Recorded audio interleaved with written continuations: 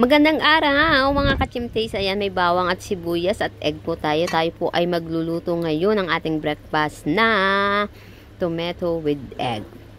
Napakasimple lang po niyan. Gayatin lang natin ang ating mga sibuyas, bawang at kamatis. At pagkatapos natin po niyang gayatin, ay magpapakulo naman tayo ng ating tubig. At ilalagay na po natin yung ating pasta. Pakukuluan natin yung ating pasta. Pagkatapos natin pakuluan ay ating huhugasan. Gayatin po naman natin ang ating sibuyas. Ayan. Ano po ang inyong breakfast mga kachimtays? Ito yung sa aming breakfast. If it's healthy, ayan, wag po tayo laging instant noodle kasi hindi na maganda po sa katawan. Lagi tayo mag-instant noodles for breakfast. Pero mas okay na din po yan kung may mga pasta kayo sa bahay. Ayan, pakuluan nyo lang yan. Tapos gisan nyo lang mag-isa lang kayo ng sibuyas, kamatis, tagyan nyo na lang itlog. Pwede yung mga pang spaghetti pasta. Anong uri ng pasta na mayroon kayo dyan na naisip nyo wala kayong mga, nasanay tayo mga Pilipino sa mga pagpangapasta. Nalagyan talaga natin ay mga tomato, yung mga sauce. Bibili pa tayo ng mga sauce. Kaya para mga simple lang, pwede din po yung ganyan. Yan, gayat lang kayo ng, kung may kamatis kayo, pwede po yung carrots. Kung gusto nyo lagyan ng carrots. Yan na baka simpleng mga gulay na halo-halo. Ayun, ganyan lang kasimple ang ating breakfast. Breakfast namin po yan pang mga kachimtays. Medyo hindi na yata gumagayat ang ating kutsilyo. Kailangan nating hatiin. Kailangan na nating hasain. Ayan, mali pa tayo. Pasensya na naman po. Ayan. Kaya kailangan nating yan ang tagdam. Hasain ang ating kutsilyo. Medyo mapukol na. Yan, ganyan. Depende po sa anong gayat nyo, kung anong gusto nyo. Gigisan nyo. Gusto nyo malaking gayat ng kamatis. Depende po yun sa inyong gusto. Ayan, ganyan lang po ako maggayat. Yan lang. Tapos igigisa lang natin after nating maluto yung ano. Siyempre, unahin po natin ay pakuluan ng ating pasta. Japanese pasta po yan ating Japanese noodles. Yung ating lulutuin na yung white. Hindi ko mabasa kasi po wala kasi siyang English kaya hindi ko alam kung anong tawag dyan sa English na yan. Basta yan, pasta, Japanese pasta. Para nang lang siya yung pang spaghetti natin. Yung mga ganun.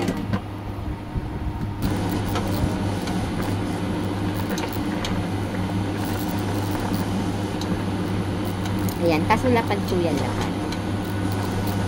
Lapad yung kanyang pagkapasta.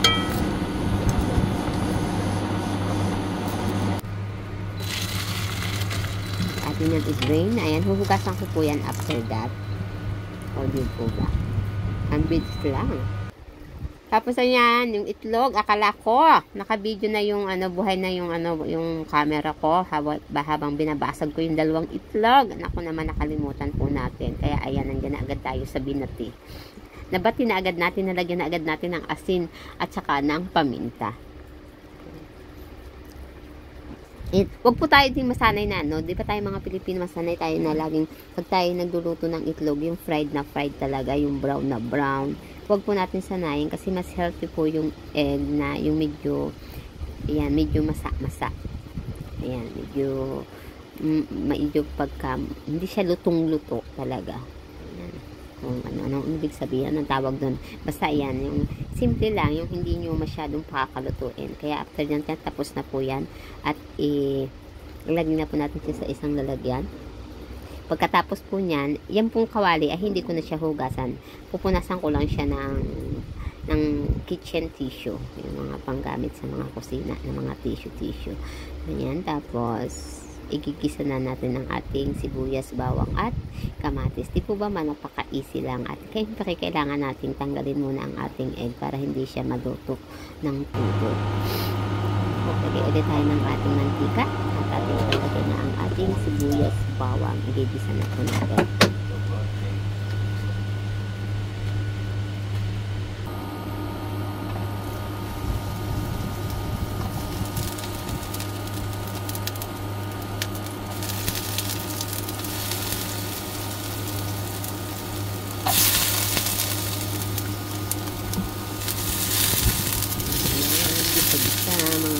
saying.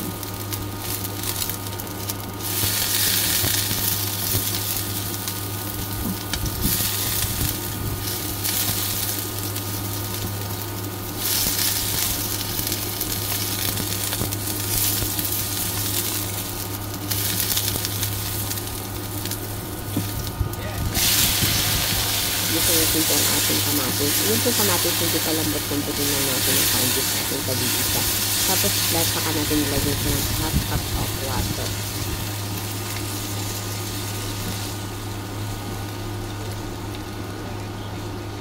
Napakadali po niya kasi pag yan, medyo malambot po yung ating kamatis, lagyan lang natin ng half cup of water.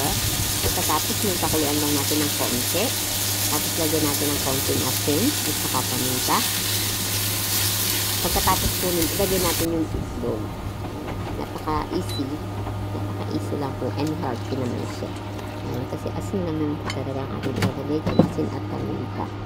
Ayan, i-try nyo po. Depende po sa inyo kung gusto nyo lagyan ng ibang mga pampalasa. Pero kami po kasi ang nalagay lang po namin ay kaunting asin at saka paminta. Saka yun, yung egg. Ayan na, lagay na natin yung egg. After nyan po, pakulaan lang natin saglit. Katapos natin pakulan saglit, ilalagay na po natin yan dun sa ating noodles na niluto.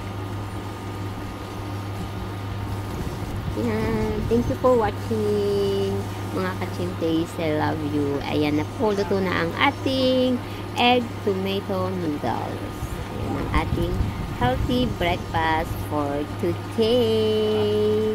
God bless you everyone. Ayan, luto-luto na siya. Ilalagay na po natin yan doon sa ating noodles na ating pinakuluan kanina. Ayan na. Just like that. Diba? Looks so yummy. Napakasimple lang po yan. Egg and kamatis at healthy.